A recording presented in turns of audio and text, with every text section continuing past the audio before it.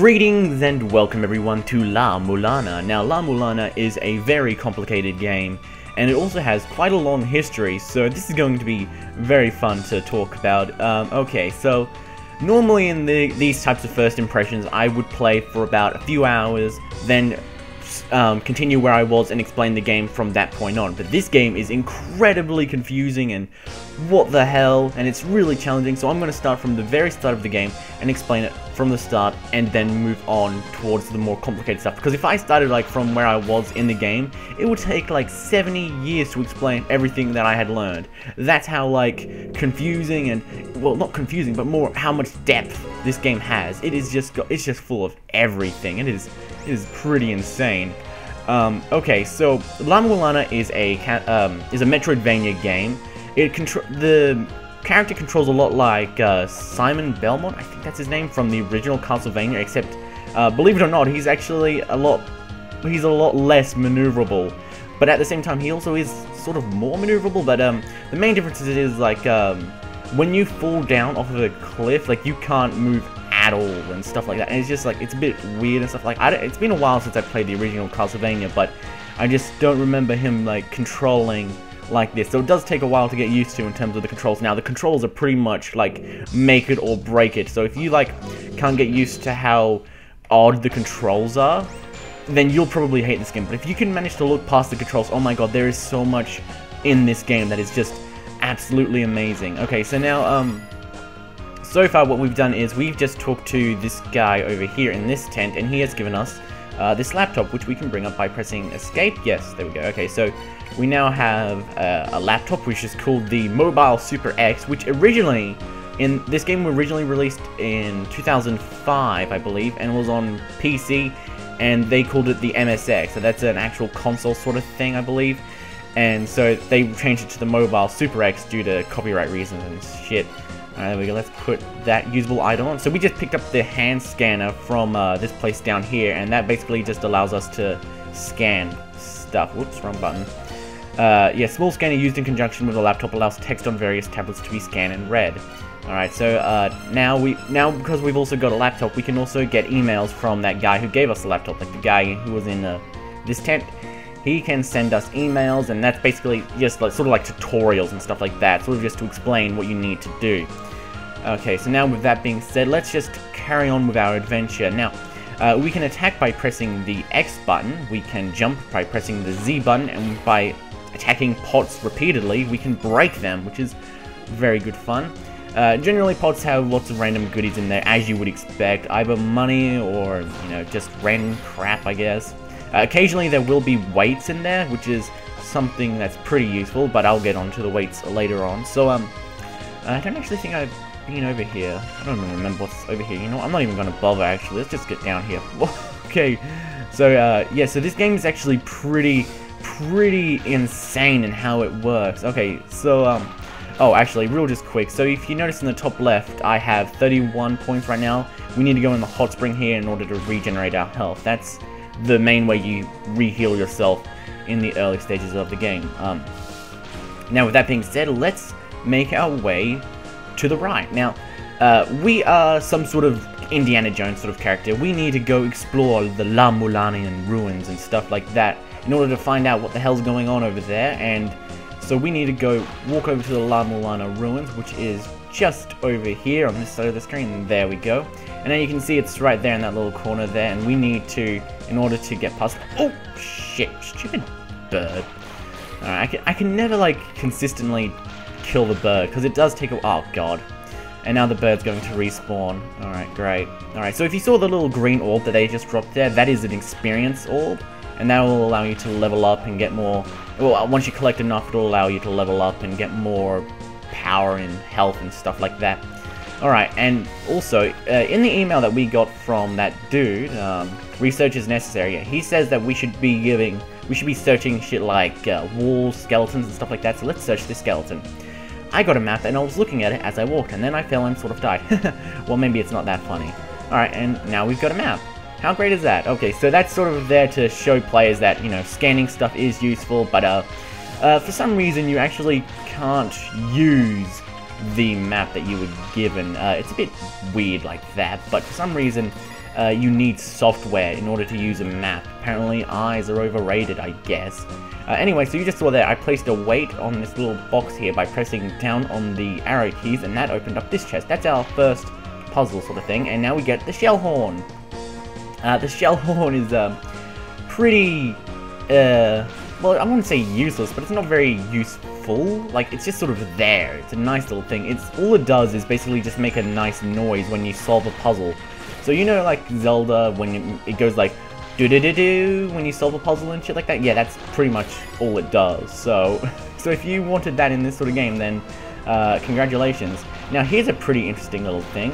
There's a secret right here. If you repeatedly whack it, you can get a bunch of coins, which is pretty useful. And now we just need it. Oh god. Oh, the bird killed me because, oh dear. So, whoops. Dear. So yeah, you can die. So the water was pretty poisonous. Alright, so now we need to do that again. Oh dear. Alright, so, okay, what did we do? So we need to break open this thing, get 10 coins, there we go, that's good. Now we can get the laptop again, alright. This guy's just gonna tell us about all the laptops or shit like that. So now we've got the laptop, the Mobile Super X, and now we need to go purchase the hand scanner again, which is from here. The shopkeepers are pretty useful for getting items. They're pretty much your only way to get items. Well, no, actually that's a lie. You can also get items from solving puzzles and all that, but early on in the game, you'll probably only get your items from shopkeepers and all that. Oh man, get wrecked, stupid bird. Alright, now we need to get a weight in order to progress here, because if you see the switch down there, it needs a weight in order to be moved. And also, hold on, I didn't equip the usable item. There we go. Do I have all my software on? Yes, I do. Okay, cool. Just gotta check. Now I gotta scan that guy again. Alright, there we go. Now I want to make sure that I get the... Oh, hold on. Screw you! There we go. Alright, now I want to make sure that I get the shell horn as well over here, because you know, it's...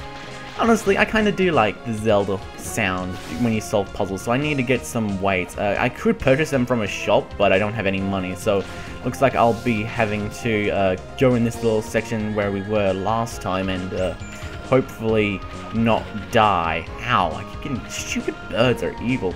Alright, yeah, so now we just need to beat up this wall again. Now, this water is poisonous, so we need to get out of here as soon as possible. Get out of here, stupid bird. Oh, God. Yeah, I can never, like, consistently get out of here. Oh, oh, God. Oh, God. No, can I do it? Oh, I did it. Sweet. Alright, now I just need to quickly make my way out of here.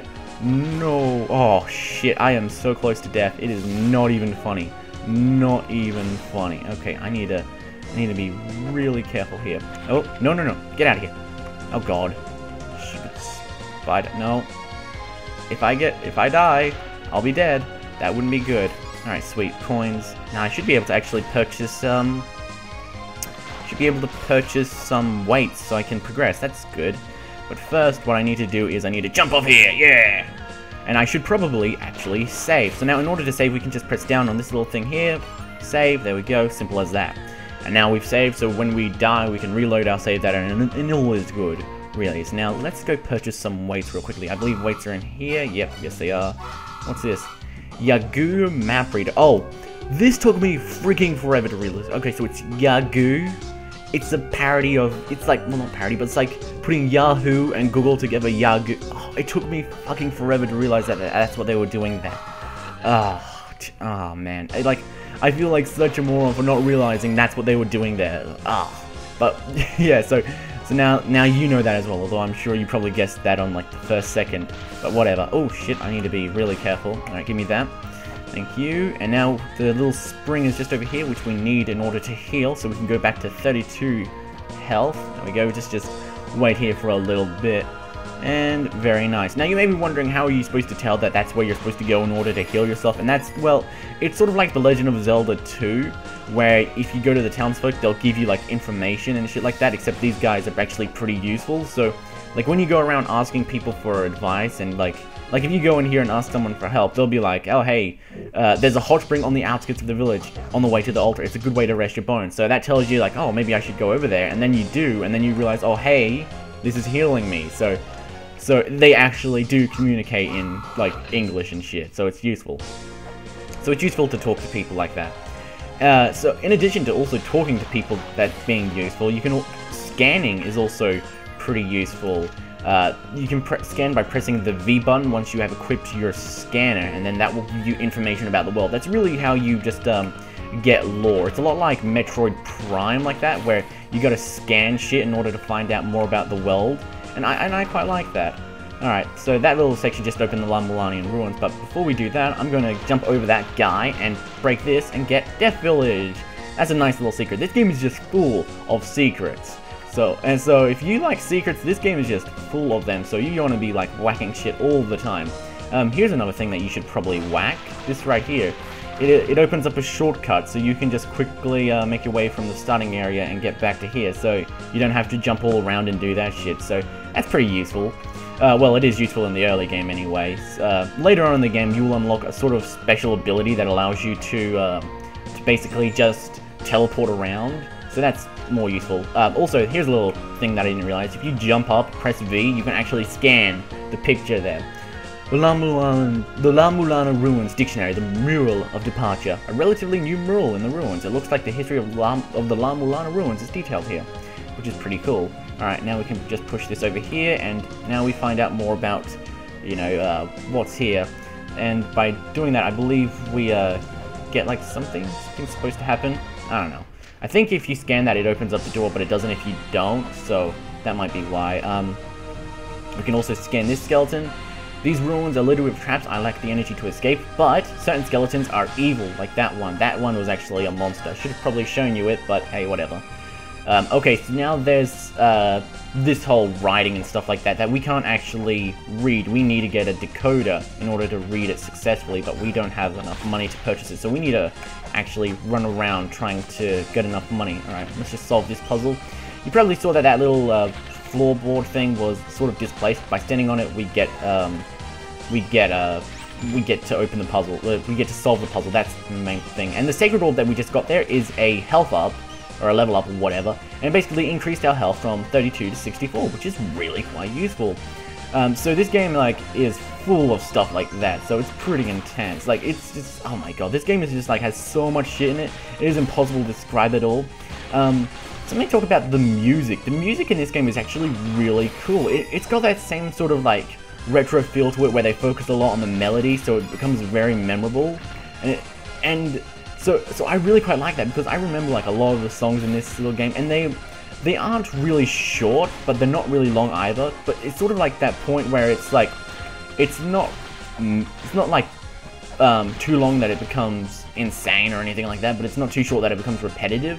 So it's pretty useful. It's pretty good, is what I'm trying to say. Alright, so we need like a few more dollars, I believe. Alright, no, not there. Actually, no, this is a different area. I shouldn't be going up here. No. Let's not go to the spring in the sky. Let's go back down. I don't want to read that. Alright, there we go. Alright, so I think, actually, do we have enough money for the little map reader now? I think so. I'm not 100% certain, though. Alright, let's just put this here, see what happens there. Alright, so the chests are open now. Alright. I don't know how you're supposed to solve this puzzle. These puzzles in this game are really confusing. But what can make them easier is if we get the actual little translator thing, which I need to actually get first. So let me just quickly head back to the main area, and then I'll go get it and come back. Alright, so it turns out I was actually short quite a few coins. I needed 50 coins and I only had like, what, 34 or something like that? I don't know. But anyway, so now that we have the glyph reader, we have to put it in our little memory space. Now we can only equip a certain amount of programs for our laptops. We need to make sure that we pick the right one. So we've got our glyph reader to read, you know, glyphs and whatnot. We've got our X-mailer, and we've also got the Yagoo map. The Yagoo map actually I didn't equip, so now that we actually do have the Yagoo map equipped, we can press F1 and see the map for the overworld, for like this little area anyway. So now we can find out where we need to go, where we are, and what rooms there are, which is pretty fancy, but so that's all we're going to be getting used out of that though, since we don't actually really need to use the map for the overworld too much, since, well, we're going to be exploring the ruins, not the overworld, since I don't really know what there is to do in the overworld aside from just get some random stuff.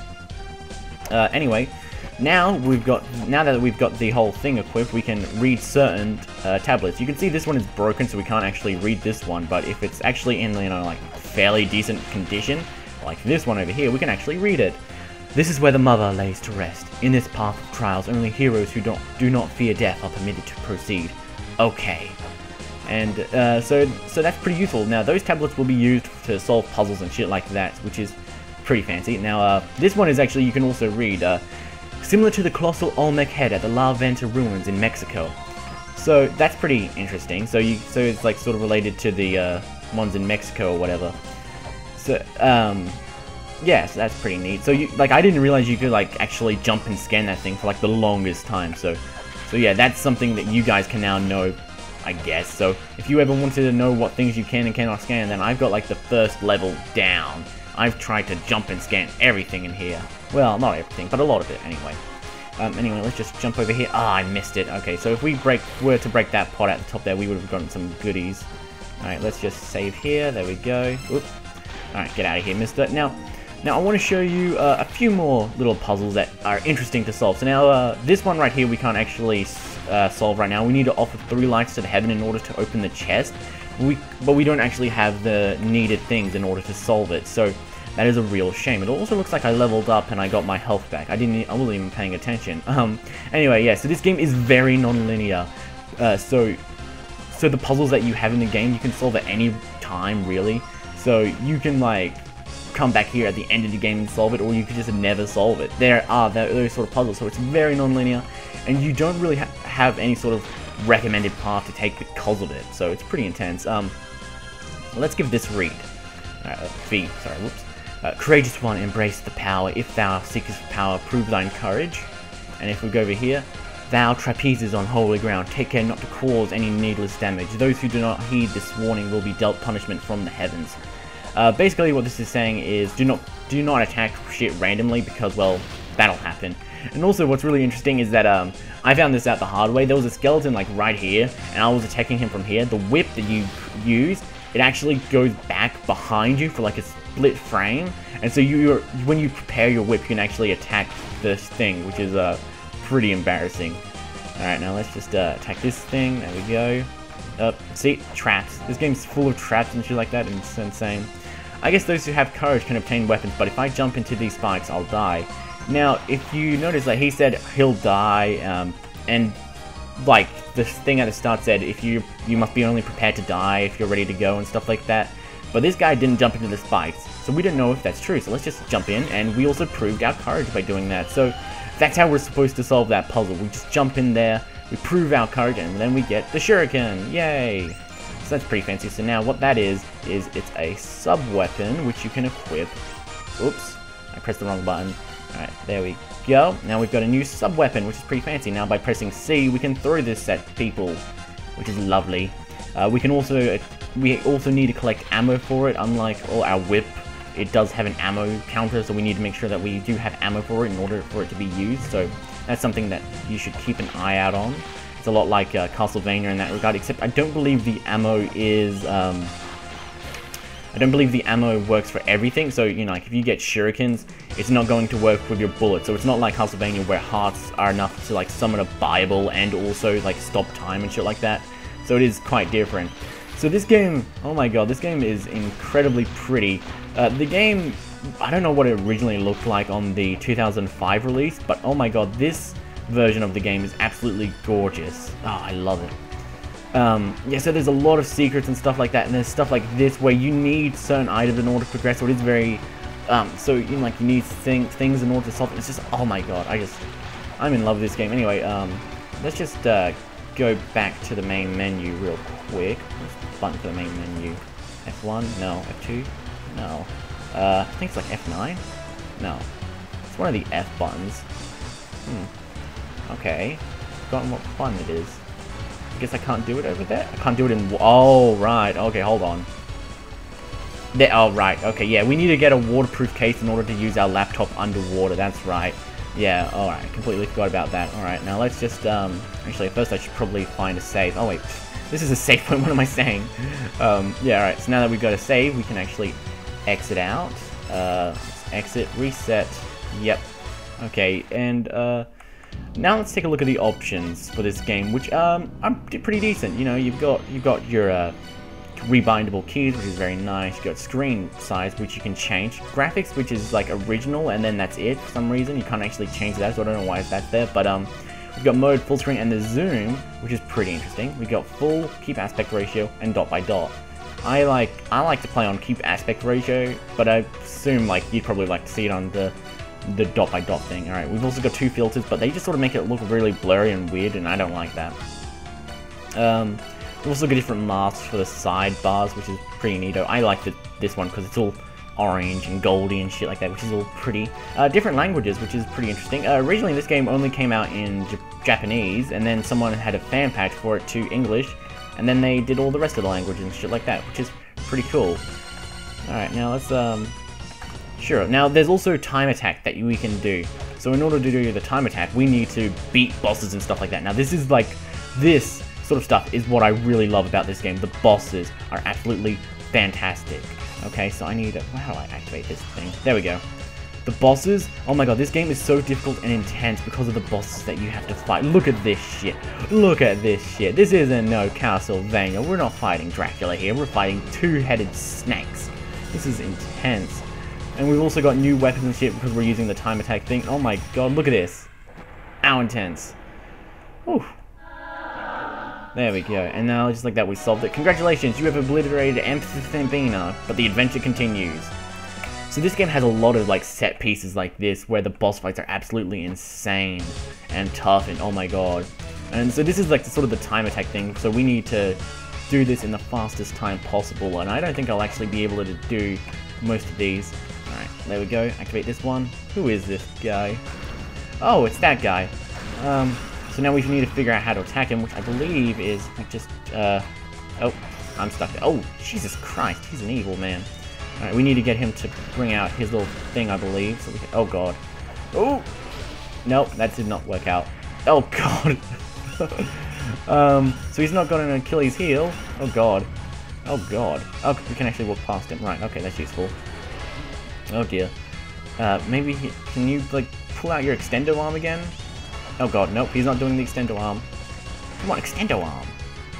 Do it. I dare you. Oh god, no, he's just sending more shit like this. Okay, so there, the animations are, like, really nice in this game. Oh, whoops. The animations are really nice. This game is just really pretty, and I just love it. Anyway, thank you for sticking around, everyone. I hope you enjoyed it, and GG.